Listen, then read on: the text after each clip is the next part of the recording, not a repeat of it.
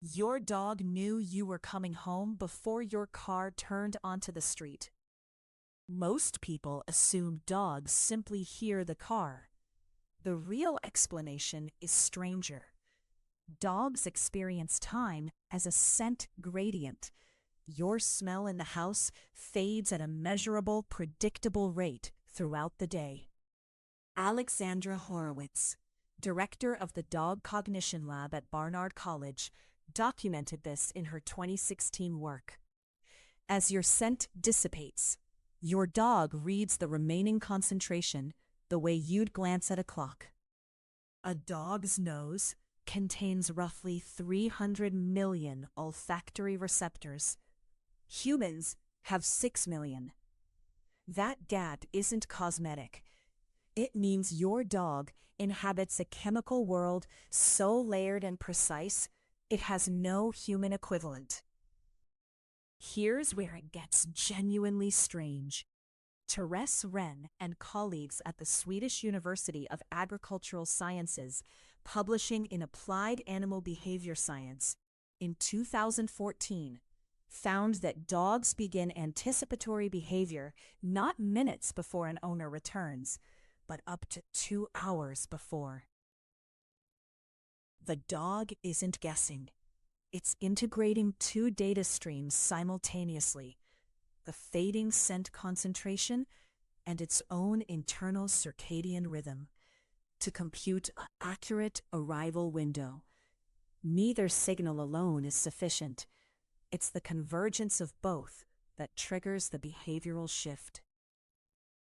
During that anticipation window, a dog typically moves to a threshold position near a door or window, and its cortisol levels measurably rise. The body is preparing for a social event it considers the centerpiece of its day. When you finally open that door, something happens in both of you at once. Oxytocin, the same neurochemical that bonds mothers to newborns, floods the dog's brain and yours simultaneously. In 2015, Miho Nagasawa at Azabo University in Japan published a study in Science. Dogs and owners who shared mutual gaze showed a 130% rise in urinary oxytocin, a feedback loop previously observed only between human mothers and infants. Here's the counterintuitive part. You never trained this response. Neither did any human before you. This mutual chemical bond was shaped by roughly 15,000 years of coevolution between wolves and the people who first shared fire with them. The Bonn Oberkassel burial, dated to approximately 14,200 years ago, contains a dog interred alongside two humans. That dog was already domesticated, meaning the partnership predates agriculture, predates writing, predates cities. The wolves that survived around human camps weren't the strongest. They were the ones best able to read human emotional states, posture, gaze direction, vocal tone. That sensitivity is what domestication actually selected for. That ancient selection pressure is alive in your hallway right now. The dog watching the door is running cognitive software refined across hundreds of generations, reading microsignals you broadcast without knowing it. Every subtle shift in your posture, every change in your breathing, every trace chemical your body releases is data it has been shaped to collect. It goes further than scent. A 2014 study by Attila Andix at Eötvös Loránd University in Budapest used fMRI scanning to show that dog brains process emotional tone in human speech using the same neural regions humans use. Your dog isn't just detecting your presence. It's reading your emotional state before you've spoken a word, processing your footstep rhythm, your breathing rate, and the chemical signature of your stress or calm.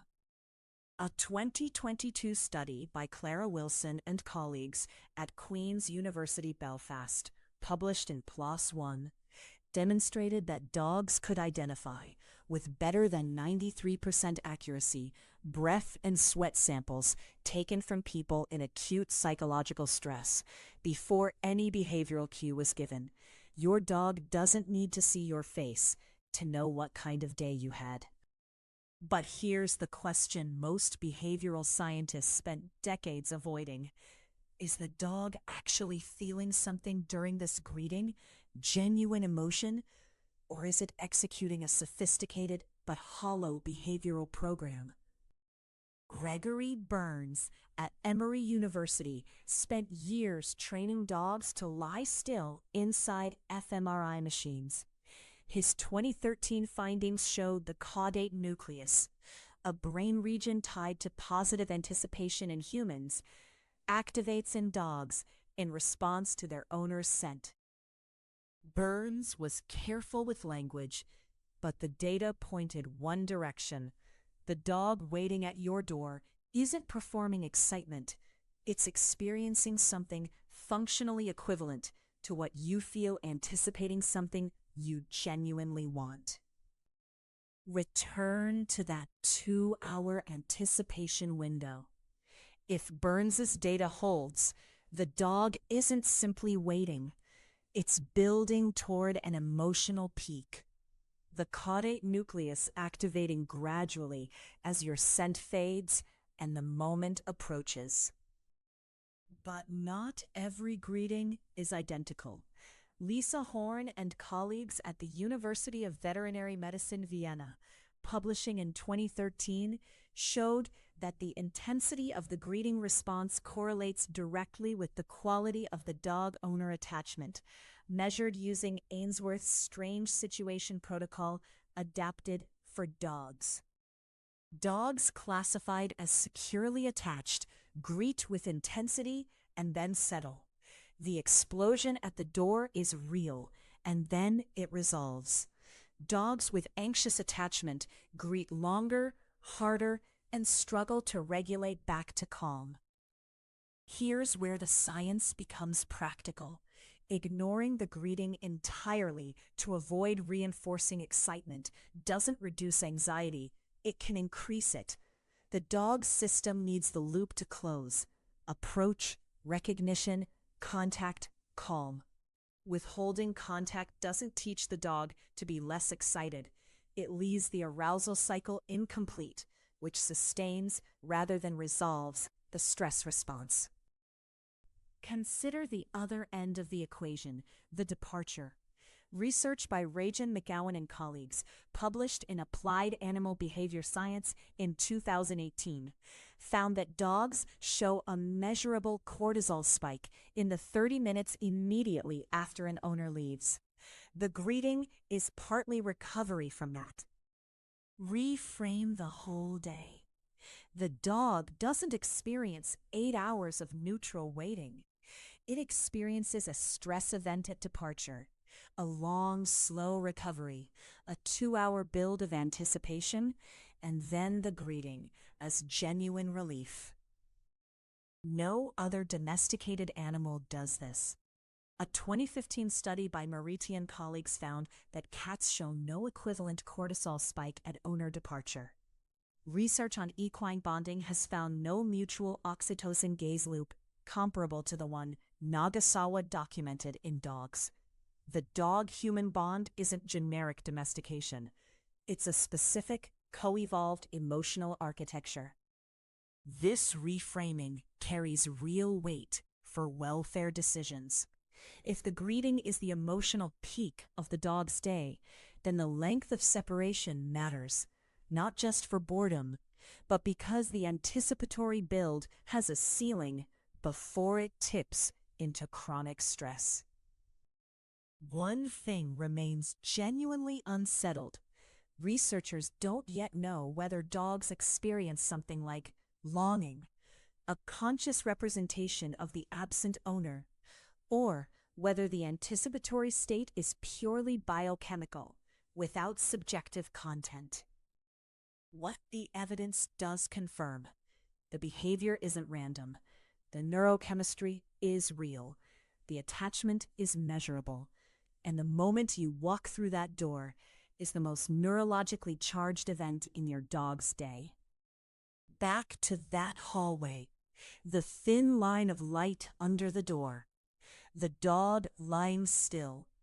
You thought it was waiting. It was already 2 hours into a process that began the moment you left, built from scent, chemistry, and 15,000 years. Next time you come home, pause before you open the door. 3 seconds. Let the dog hear you arrive. Research on pre-entry auditory signaling, including work by John Bradshaw at the University of Bristol on canine arousal regulation, suggests that giving the dog a brief, predictable cue before the door opens allows the anticipatory system to begin its resolution before the physical greeting, producing a calmer transition for both of you. The anticipatory build that makes the greeting meaningful is also the system that breaks down under chronic, long separations. When the arc from departure to return stretches too far, too often, the dog doesn't simply wait longer. The cortisol stays elevated. The caudate activation shifts from anticipation toward anxiety, and the greeting stops being a peak and becomes a pressure release. The length of your day apart isn't neutral. It's a variable with a measurable cost.